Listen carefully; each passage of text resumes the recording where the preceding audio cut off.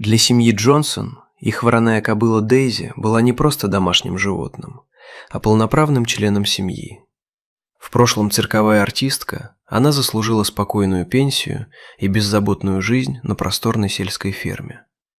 Каково же было удивление миссис Джонсон, когда одним весенним утром обычно ласковая и сдержанная лошадь начала тревожно метаться по загону, тяжело дышать и бить копытами о землю.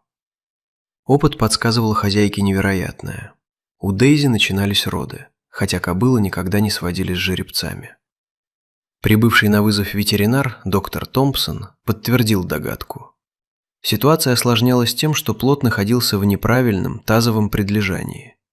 Жизнь матери и детеныша оказалась под угрозой. Пока доктор готовил инструменты и собирал бригаду помощников для экстренного вмешательства, миссис Джонсон решила разгадать тайну неожиданной беременности.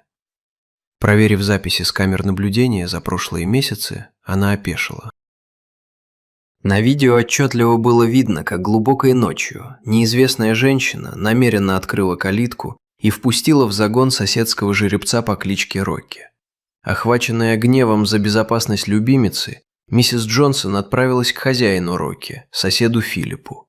Тот искренне ничего не понимал, но, взглянув на стоп-кадр, с тяжелым вздохом признался. На записи была его взрослая дочь, Тилли. В этот момент раздался срочный звонок от ветеринара. Дейзи требовалась помощь. Вернувшись в конюшню вместе с соседом, хозяйка застала кульминацию тяжелейшей операции. Команда врачей аккуратно развернула малыша, и после последнего рывка ослабевшей матери на свет появился живой жеребенок. Малыш с трудом встал на тонкие ножки, и все замерли. Его окрас и стать явно указывали на редчайшую элитную породу. Вскоре на ферме появилась и сама виновница происшествия. Тилли сквозь слезы призналась, что тайком сделала ДНК-тест Рокки и узнала о его благородном и невероятно дорогом происхождении. Оказавшись в тяжелом финансовом тупике, девушка совершила отчаянную глупость.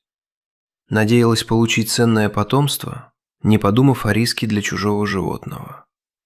Видя искреннее раскаяние и учитывая, что Дейзи и малышка остались живы, миссис Джонсон не стала заявлять в полицию, но твердо потребовала от Тилли навсегда покинуть их земли.